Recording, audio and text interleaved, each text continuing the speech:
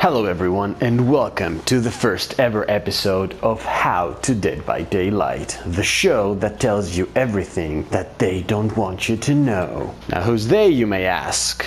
Well, just go with it, okay? Just go with it. I'm your host, Hauntown, and together we're gonna be taking a journey through some of the basics of Dead by Daylight. But this time you will be learning the correct way to do things instead of whatever the pros have been telling you in all their fancy guides. In order to kick things off, we're going to be starting with one of the most important things that survivors need to do in order to, well, survive.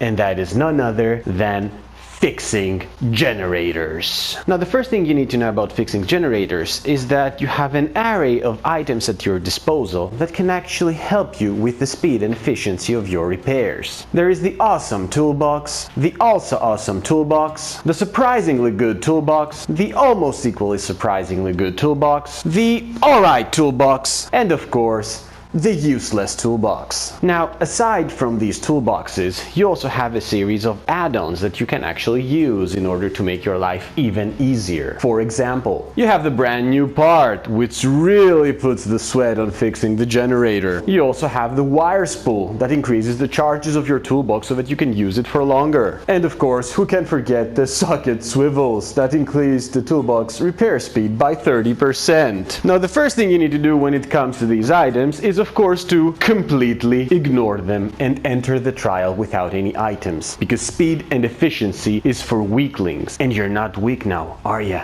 So what you want to do is go here where you have the item, click on it, find it down here, press on it again, so that this beautiful place up here is completely empty, like your soul. Now, aside from the items that can make your life much easier, we also of course have certain perks that can make repairing generators an easier process. For example, you have Prove Thyself, which allows you to make faster repairs where in a group of survivors. Resilience, which allows you to repair faster when you're hurt. And Technician, which allows you to safely miss your skill checks and not notify the killer. I think you see where I'm going with this. Just like we don't need items, we don't need perks, because once again, we are not weak. Now, having made sure that we have no items, add-ons, offerings, or perks, it is time for us to jump into the trial, and to do that we need to get ready. Now, having successfully joined the game, the first thing you need to do is actually look toward the sky. By doing that, you're actually accomplishing two separate goals. First, you're searching for these lights that generators have jutting out of them in order for you to pinpoint their locations. The second thing is that you can watch toward the sky as you ponder your meaningless existence as a plaything to a mad god that forces you to fight against killers endlessly for sport. Existentialism, am I right?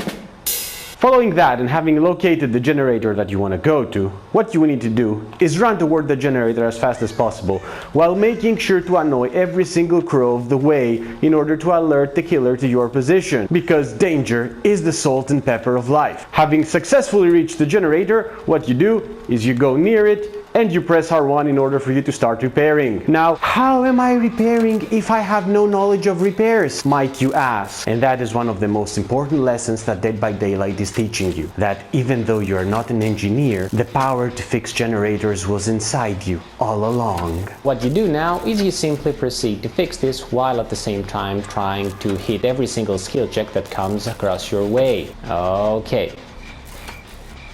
Any day now. Did I leave the stove on? Let me go check. Okay, all good. Ah, crap, I think I need to go to the supermarket today, right? What was I saying? Oh yeah, fixing the gen. Okay, almost there. Almost there. Whoa, whoa. Okay there, that was scary. Okay, yeah, it was fixed, it didn't take much time, as you saw, pretty fun gameplay. So what you need to do now is pretty much rinse and repeat. You check the sky for the lights of the generators, ponder your meaningless existence as a puppet to a mad god, annoy every single crow that you can find on your way, and then fix the generator. There we go. The moment the final generator is fixed, you're gonna notice that the exit gates have been powered up, which means lo and behold, you can finally escape the trial. Make sure to run toward the exit gate and start pulling the lever. All right. Almost Almost there. Come on, come on. We don't have all day. And there you go. The exit gate's open, which means you are free to run toward the fire. And at the same time, once again, ponder your meaningless existence, since you're going to be returning here all along in an endless loop of violence and rage. And there you have it, ladies and gentlemen, the appropriate way to fix generators. Maybe the pros have told you things differently, but now you know the truth. If you enjoyed this video and you feel enlightened as to the proper ways of playing Dead by Daylight, please leave a like and subscribe to the channel for more content like this one. Next time, we're gonna be learning about the proper way to loop killers. Until then, this was Hauntown, and I'll be seeing you on the next one.